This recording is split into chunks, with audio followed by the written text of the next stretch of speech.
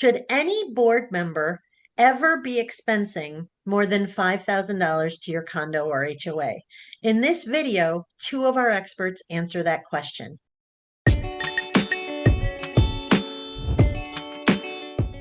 Welcome to this HOAleader.com video chat with two of our experts. My name is Gabriella Falisco.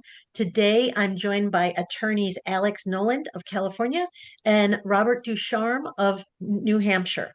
And this month, we're addressing whether your board members or even your owners should have any authority to purchase supplies on behalf of your condo and HOA without asking first. And if so, what are the best practices for reviewing and reimbursing for those expenditures?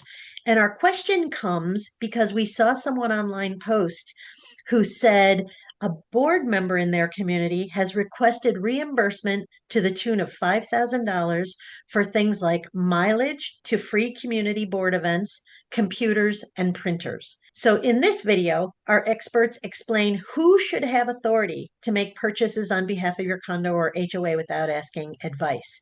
So just a note, these experts are providing insights based on the laws and practices in their state. This video is intended to provide you with some general guidance you can use as a foundation when you approach an expert in your state. So with that in mind, let's jump in. Alex, in your communities, generally who can make purchases without asking first? And is it a person, meaning board members, or is it an amount?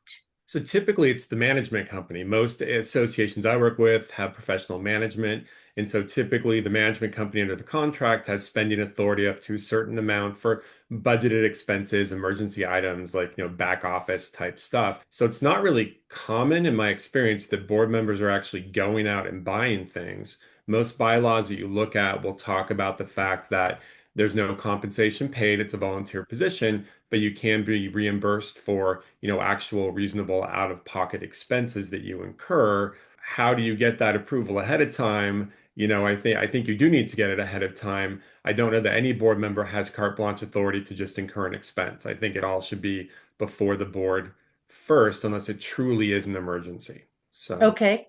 Okay. Robert, what's your experience? You have some smaller associations. Maybe it's a little different.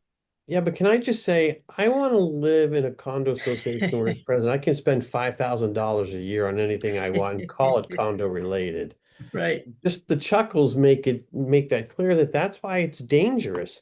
You may very well be for good things, ink cartridges in a small association where they're self-managed and things like that. That may be fine. If they have to deliver things to the Attorney General's office, okay, maybe you give them a little, gas mileage or something like that. But the problem is, as soon as you start doing that, from my experience, what they're not thinking about is the blowback, not from the board members who think it's okay because they're doing it, but from all the other owners saying, what do you mean you're spending my money on ink cartridges? Why is that fair? And the pushback can be enormous. I just don't think it's a good situation. And finally, in this day and age of almost instant communication through DMing and texting and emails and so on and so forth, unless it's a true emergency, and maybe Alex can correct me, but there's usually a language that a management company can spend up to X amount if there's an emergency.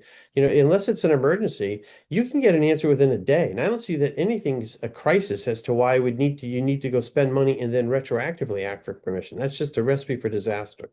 Yeah. Okay, good. Go ahead. Alex, were you going to say Yeah, something and else? and then the other thing is the business judgment rule, right? Is that board members, officers are part-time volunteers. Once they start getting compensated, they lose that volunteer protection, and now they have personal liability, both legally and financially. So if you're getting equipment, mileage, meals, whatever it is, gratis from the HOA that really is compensation, then you're placing yourself at risk, and that's a problem. Yeah. Excellent point. Okay. Great information, both of you. Thank you.